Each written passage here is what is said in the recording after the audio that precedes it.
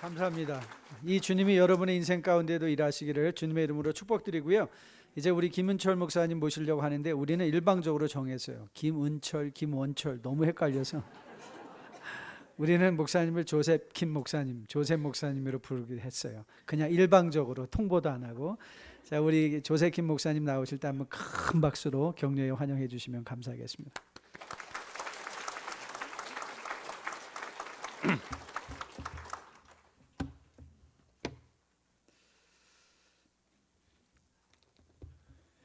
네, 콜로라도 뉴라이프 선교교회에서 말씀을 전하게 하신 하나님께 감사드립니다. 또 당회와 또 우리 정대선 목사님께 감사를 드립니다. 만나서 반갑습니다. 네, 조셉 킴 목사입니다.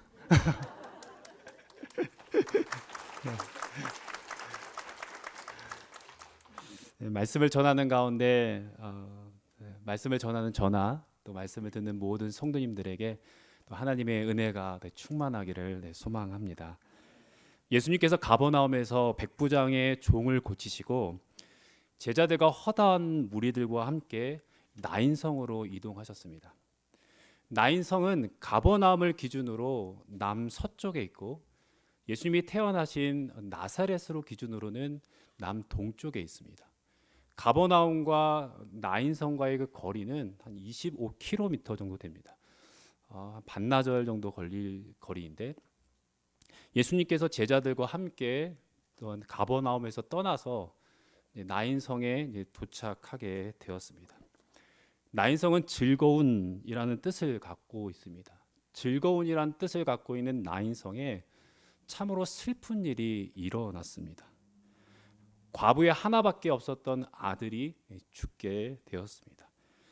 하나밖에 없었던 그 아들의 장례식이 지금 진행되어지고 있는 상황에 있습니다. 아침부터 시작된 장례식. 이제 죽은 아들을 땅에 묻기 위해 사람들이 관을 메고 이렇게 나오고 있습니다. 이미 과부는 남편을 잃어서 참 슬픔을 경험했었는데 하나밖에 없었던 그 아들을 잃게 되자 그녀의 마음 가운데 슬픔이 가득했습니다. 참으로 안타까운 죽음으로 인해 마을 전체가 슬퍼했고 마을 사람들은 장례에 참여하며 그녀와 함께 했습니다. 나인성에서 이 장례식을 목격했던 예수님은 그의 아들의 죽음으로 슬퍼하던 그 과부를 발견했습니다. 예수님께서는 그 여인을 보시고 예수님은 그녀의 고통에 함께 하셨습니다. 긍휼한 마음을 가지시고 불쌍히 여기시고 그녀에게 울지 말라라고 말씀하셨습니다. 그때 당시에는 죽은 사람의 관을 만지는 것이 불결한 것이었습니다. 그럼에도 불구하고 예수님께서는 관에 손을 대시고 관을 메고 가고 있었던 사람들의 그 걸음을 멈추시고 그 여인의 아들을 살려주셨습니다. 관에 있었던 그 여인의 그 아들에게 일어나라라고 말씀하셨을 때 그 아들은 일어났고 앉아서 말하기 시작했습니다. 과부의 아들을 살리신 예수님, 그 아들을 안고 그 과부에게 데려다 주었습니다.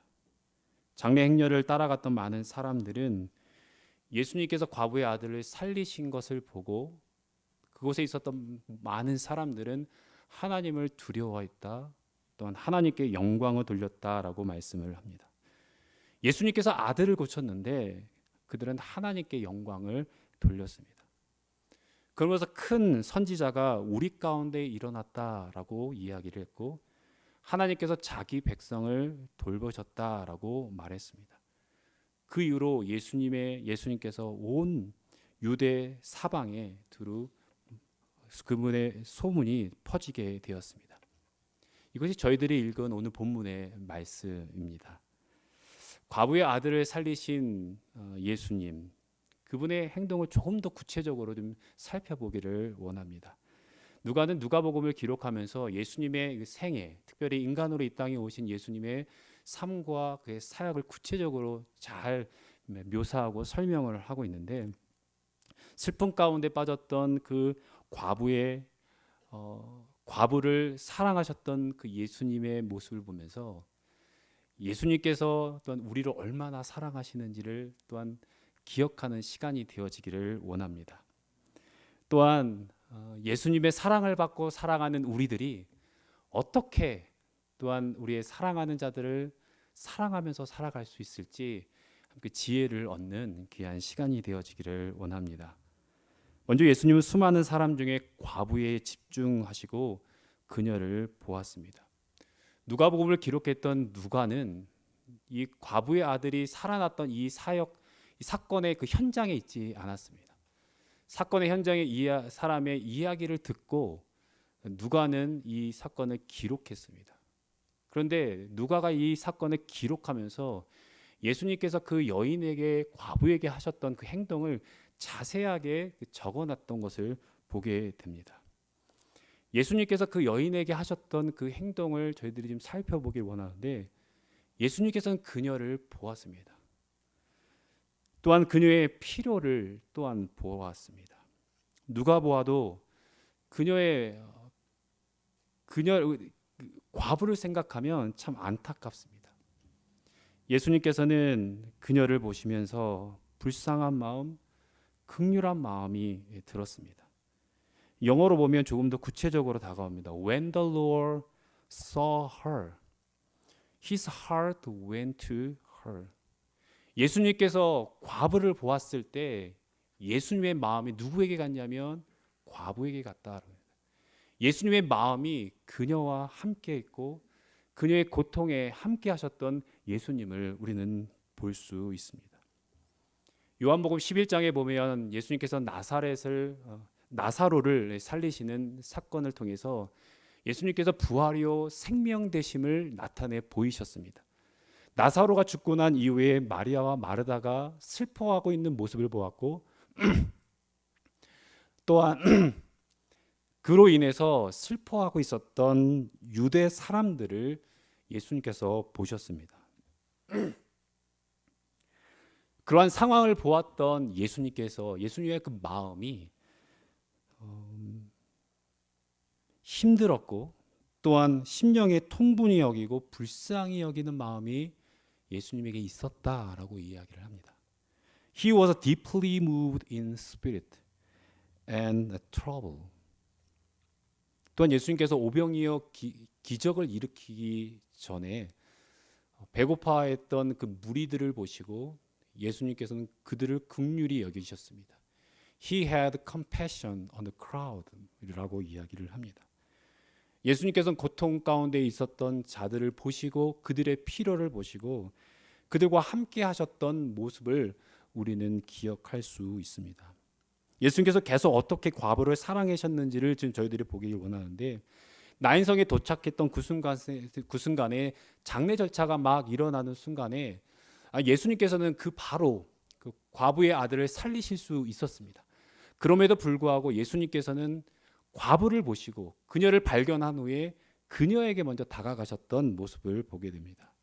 문제에 집중하지 않고 과부에 집중하셨던 예수님의 모습을 우리는 볼 수 있지요. 또한 예수님께서는 소망 없이 살아가고 있었던 그 순간 속에 문제 앞에 울고 있고 고통 가운데 있었던 그녀에게 또한 그녀의 문제를 또 해결해 주시면서 그녀에게 소망을 주셨던 모습도 우리는 발견하게 됩니다. 신명기 19장 11절에 보면 시체를 만지는 자는 7일간 부정하다라는 율법이 있습니다. 예수님께서는 그 율법을 잘 알고 계셨음에도 불구하고 수많은 사람들의 비난과 또 위험이 있다라는 것을 알음에도 불구하고 그 아들을 살리기 위해 또한 관을 만지시고 또한 죽은 아들을 살리셨던 모습을 우리는 기억하게 됩니다. 예수님께서는 소망 없이 살아갔던 과부 그녀에게 아들을 살리심으로 소망을 주었고 또한 슬퍼하는 그녀에게 기쁨을 주었습니다. 문제를 해결해 주셨을 뿐만 아니라 또한 고통 가운데 있었던 그 여인과 함께 하셨던 우리는 예수님을 우리는 기억할 수 있습니다. 예수님께서는 그 아들을 살리고 난 이후에 급히 가시던 길을 가실 수도 있었습니다. 하지만 예수님께서는 아들을 살리시고 난 이후에 그 아들을 데리고 다시 과부에게 가셨던 모습을 보게 됩니다. 고통 가운데 있었던 그 과부와 함께 하셨던 그 예수님의 사랑을 우리가 기억할 수 있을 것입니다. 예수님께서는 과부의 필요를 보시고 그 아들을 살려주시면서 예수님께서 얼마나 그 과부를 사랑하시는지를 나타내 보여주셨습니다. 예수님께서 그 사랑을 보여주심을 통하여 예수님께서 우리를 얼마나 또한 사랑하시는지를 나타내 보여주시는 것입니다. 우리 주님은 죄로 말미암아 하나님의 진노 아래 또는 고통 아래 있는 우리들을 보셨습니다. 죄로 말미암아 어떤 심판 아래 있는 우리의 모습을 보았고 소망 없이 살아가고 있었던 우리들을 보았습니다. 슬픔과 절망 속에 있는 우리들을 보시고 긍휼한 마음을 가지시고 하나님의 뜻에 순복하여 하늘 영광 버리시고 이 땅에 오시게 되었고 인간의 몸으로 또한 주의 길을 하나님의 뜻을 따라 걸어가셨던 주님이십니다. 정 목사님께서 히브리서 말씀을 주일마다 강의해 주시고 있는데 히브리서 기자는 우리 주님이 우리의 죄 문제를 해결하기 위해 인간의 몸으로 이 땅에 오셔야만 했던 이유에 대해서 말씀해 주고 있습니다. 우리 히브리서 2장 10절 말씀을 함께 보고 우리 같이 읽도록 하겠습니다. 그러므로 만물이 그를 위하고 또한 그로 말미암은 이가 많은 아들들을 이끌어 영광에 들어가게 하시는 이래 그들의 구원의 창시자를 고난을 통하여 온전하게 하심이 합당하도다. 예수님께서 많은 아들들을 영광에 들어가기 위해 인간의 몸으로 이 땅에 오셨고 또한 고난을 통하여 온전하여졌다라고 말씀을 하십니다. 11절에 또한 그를 형제라 부르는 것을 부끄러워하지 않는다라고 합니다. 예수님은 우리를 형제라 부르신다라고 말씀하시죠. 우리와 같은 인간이 되셨습니다. 14절과 15절을 좀 같이 보도록 하겠습니다. 우리 함께 읽도록 하겠습니다. 자녀들은 혈과 육에 속하였음에 그도 또한 같은 모양으로 혈과 육을 함께 지니심은 죽음을 통하여 죽음의 세력을 잡은 자 곧 마귀를 멸하시며 또 죽기를 무서워함으로 한평생 매어 종노릇하는 모든 자들을 놓아주려 하심이니 예수님께서는 하늘 영광 버리시고 인간으로 이 땅에 오셔서 고난의 길 십자가의 길을 걸어가심을 통하여 마귀를 멸하시고 또한 한평생 매어 종노릇하는 우리들을 놓아주셨다라고 말씀을 하십니다. 사람의 몸으로 이 땅에 오시고 또한 우리를 구원하실 메시아에 대한 예언을 했던 이사야 선지자는 예수님을 고난의 종이다라고 믿었습니다. 그러면서 이사야서 53장 5절에 이렇게 말씀합니다. 그가 찔림은 우리의 허물 때문이요 그가 상함은 우리의 죄악 때문이라. 그가 징계를 받음으로 우리는 평화를 누리고 그가 채찍에 맞음으로 우리는 나음을 받았도다. 약속대로 이 땅에 오신 예수 그리스도를 통하여 예수 그리스도의 죽음을 통하여 우리 안에 회복함이 있었고 깨졌던 관계가 회복되어 살아계신 하나님께 나아갈 수 있는 은혜가 우리의 삶 가운데 있게 되었다라는 사실입니다. 소망 없이 살아갔던 우리들을 보셨던 그 주님께서 이 땅 가운데 오셔서 우리로 하여금 다시금 소망 가운데 살아가게 하시고 살아계신 하나님을 바라보며 복음을 위해 하나님의 영광을 위해 또한 하나님의 나라를 위해 살아갈 수 있는 축복을 우리에게 덧입게 하셨다라는 사실입니다. 사역을 하다 보면 종종 이런 질문을 받습니다. 목회가 보람됩니까? 목회가 즐겁습니까? 목회를 하는 가운데 즐거운 때가 언제입니까? 라는 질문을 종종 받습니다. 목사의 특권이 있다면 하나님 말씀 앞에서 늘 자신의 삶을 좀 돌아보게 하시고 또한 하나님 말씀을 통해서 살아계신 하나님 또 예수님의 사랑 하나님의 사랑을 또 깊이 묵상할 수 있는 그런 시간들이 더 많이 있다는 사실. 물론 성도님들도 삶의 연역 속에서 말씀을 묵상하고 있지만 또한 하나님의 사랑과 은혜를 또 나누면서 살아가고 선포하면서 살아갈 수 있다는 사실이죠. 그로 말미암아 성령의 역사하심을 통하여 소망의 주님을 만나는 그 많은 성도들을 바라보며 또한 하나님 앞에 헌신하며 또 살아가고 있는 그들의 모습을 보며 하나님이 주시는 참 기쁨이 있습니다. 그러한 모습을 볼 때 목회의 보람도 있고 또 하나님이 주시는 참 기쁨을 누리면서 살아가고 있습니다. 여러분의 매일의 삶의 현장 속에 여러분들이 해결할 수 있는 문제도 있지만 해결하기가 참 어려운 문제들도 여러분의 삶 가운데 참 많이 있습니다.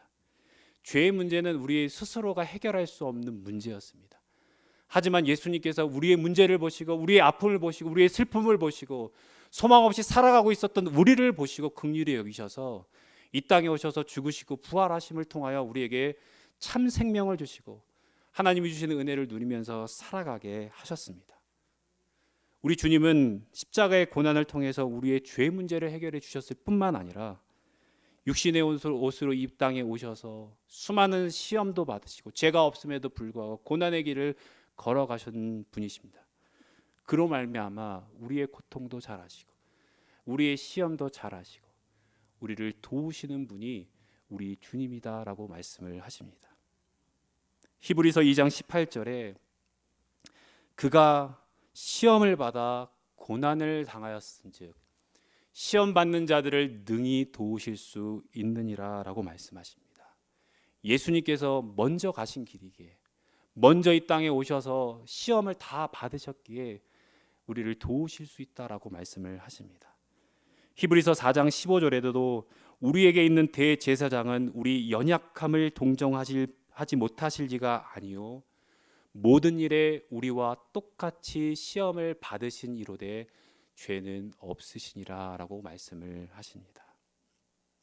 여러분들은 어떠한 문제로 아파하십니까?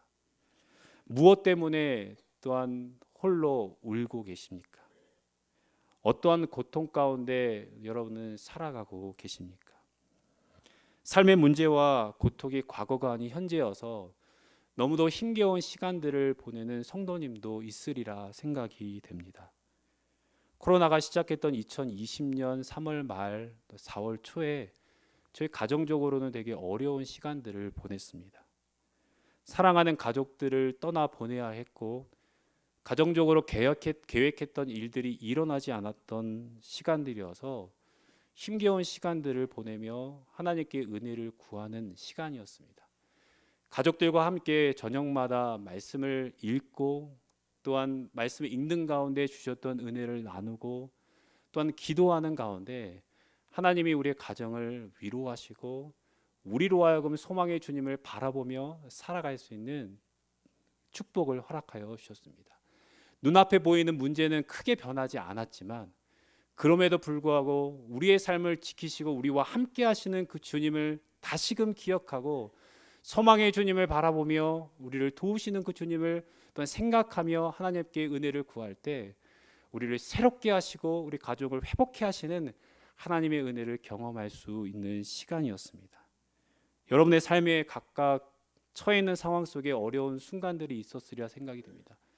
수많은 어려움 속에 여러분의 삶을 인도하시고 도우셨던 시간들도 참 많아서 하나님께 감사하고 하나님의 은혜에 감격하며 살아갔던 시간들도 많이 있었으리라 생각이 되어집니다.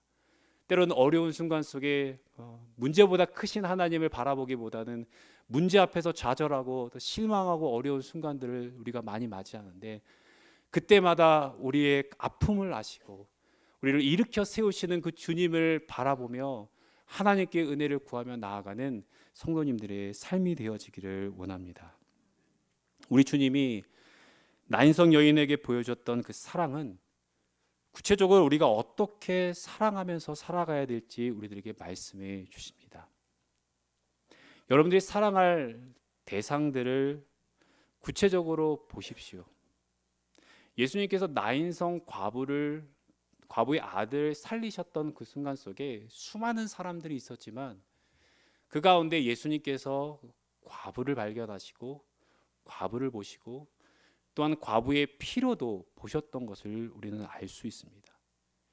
예수님께서도 우리를 사랑하시려고 했을 사랑의 하나님께서 우리의 아픔을 보셨고 죄 가운데 방황하고 있고 소망 없이 살아가고 있었던 우리들을 보시고 또한 우리들의 필요를 보시고 우리를 사랑하셨죠. 여러분들이 남편을 더 사랑하기를 원하십니까? 아내를 더 사랑하기를 원하십니까? 자녀들을 더 사랑하기를 원하십니까? 여러분들의 오이코스 그 식구들을 더 사랑하기를 원하십니까?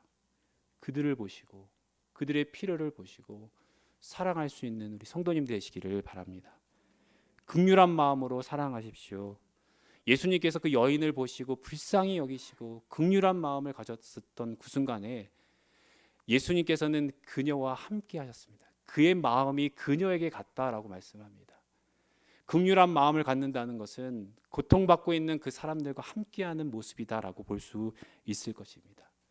긍휼한 마음이 들지 않는다면 여러분의 마음 가운데 긍휼한 마음을 주시도록 기도하며 주 앞에 나아가는 여러분들의 삶이 되어지기를 원합니다. 희생이 따르고 헌신이 요구되어도 사랑의 행동을 하는 여러분의 삶이 되어지기를 원합니다. 예수님께서 과부의 아들을 고치시는 그 순간 속에 어떠한 위험이 있을지도 모르는 상황이었습니다. 율법에 따라서. 그럼에도 불구하고 아들을 살리셨고, 또한 예수님께서 우리를 사랑하시기 위해 인간의 몸으로 이 땅에 오셨을 뿐만 아니라 수많은 멸시와 천대를 받으시고 우리를 위해 고난의 길을 걸어가시고 십자가에 못 박혀 죽으신 희생과 또한 그 사랑하심을 통하여 우리에게 하나님의 사랑이 얼마나 큰지 구체적으로 나타내 보여주셨던 것을 우리는 보게 됩니다. 사랑하고자 하는 자들을 향하여 여러분들이 사랑하되 때로는 힘들고 어려운 순간 속에서도 희생하고 또한 여러분들이 사랑을 표현할 수 있는 그로 말미암아 여러분들의 삶을 통하여 하나님의 사랑이 또한 예수님의 사랑이 더 나타나기를 소망합니다. 눈앞에 있는 문제 때문에 사람을 놓치지 마십시오. 가끔 우리는 이러한 실수를 합니다. 남편을, 아내를, 또는 오이코스 식구들을 사랑하는 사람의 문제를 해결한다라고 생각을 하고 그 사람들을 소외시킬 때가 있습니다. 제 아내가 예전에 이렇게 이야기했던 것이 기억이 납니다. 자신이 몸이 좀 아프면 때로는 제가 더 외롭게 만든다라고 했던 말이 기억이 납니다. 예수님께서 나인성 과부를 사랑해 주셨던, 사랑에 표현했던 그 모습을 기억하면서 아내가 무슨 말하는지를 제가 알게 되었습니다. 저는 아내가 아프면 아내가 신경 쓰지 않도록 집안일을 막 열심히 하려고 하고 약도 사다 주고 아이들도 챙기고 또 무지 노력을 했습니다. 나름대로 배려한다고 했었는데 그런데 아파하고 있는 아내와 잘 함께하지 않았던 모습들도 있었고 그녀의 마음을 잘 헤아리지 못했던 그런 순간들도 있었던 것을 기억합니다. 정작 아파하고 있는 아내의 마음과 또 그녀와 함께하지 못하고 아내와 함께하지 못하고 주변의 일만 막 이렇게 해결하려고 했던 저의 모습을 보았습니다. 눈에 보이는 문제를 해결해 주는 것도 참 고마운 일이지만 또한 그것 또한 사랑의 표현이지만 어려움 가운데 있는 어떤 사랑하는 자들과 함께하는 것, 고통 가운데 있는 자들을 위로하고 어떤 그들의 마음을 헤아려 주는 것, 그것이 진정한 사랑의 표현이다라는 생각을 해보게 됩니다. 나인성의 과부의 아들을 살리셨던 예수님, 그 예수님은 그 아들을 데리고 다시 과부에게 가셨던 그 모습을 보면 참으로 한 사람에 집중하셨던 예수님의 사랑을 기억할 수 있을 것입니다. 콜로라도 뉴라이프 선교교회 성도 여러분, 지난 2년 동안 코로나로 인해서 각자 개인의 신앙생활을 어떤 온라인으로 할 때도 있었고 그러한 가운데 우리의 개인의 신앙이 참 중요하다, 홀로 하나님 앞에 쓰는 것이 참 중요하다라는 것들을 인식했었으리라 생각이 듭니다. 잘 모이지 못하니까 공동체가 참 중요하다, 하나님을 믿는 자들과 함께하는 것 참 중요하다, 함께 예배드리고 함께 주의 사랑을 나누는 것이 참 중요하다라는 것들도 여러분들이 깨달았으리라 생각이 됩니다. 이제 이렇게 함께 모여서 살아계신 하나님을 예배드리고 또한 오이코스로 함께 친교하며 또 주의 사랑을 나눌 수 있는 시간이 또 오게 되었고 이제는 대면으로 모여서 소그룹으로 또 여러 많은 행사들이 있고 모임마다 또 함께 모여서 어떤 주의 길을 걸어가며 또 하나님 나라를 꿈꾸며 어떻게 하면 주님이 기뻐하시는 일들을 해나갈까 이렇게 고민하는 그런 시간들이 있으리라 생각이 됩니다. 함께 모이면 더 사랑해야 할 대상들이 보이게 되고 또한 그들의 피로를 보게 되고 또한 그들의 아픔도 보게 되고 고통도 보게 되리라 생각이 되어집니다. 예수님께서 그 과부를 사랑하셨던 것처럼 또한 예수님께서 우리를 사랑하셨던 것처럼 여러분과 함께하고 있는 여러 지체들을 사랑하며 주의 길을 걸어가는 성도들의 삶이 되어지기를 원합니다. 여러분의 삶의 연장 속에 사랑이 필요한 곳이 있고 또한 사랑이 필요한 사람들이 많이 있으리라 생각이 됩니다. 예수님의 그 사랑의 모범을 따라 여러분들의 믿음의 삶을 살아가는 그 현장 속에 여러분들을 통하여 그리스도의 사랑이 많이 또 전달되어지고 또한 여러분의 가정과 또 직장과 교회와 또한 이 지역 가운데 하나님의 사랑, 예수님의 사랑으로 풍성한 삶을 누리는 저와 여러분들이 되기를 주님의 이름으로 축복합니다.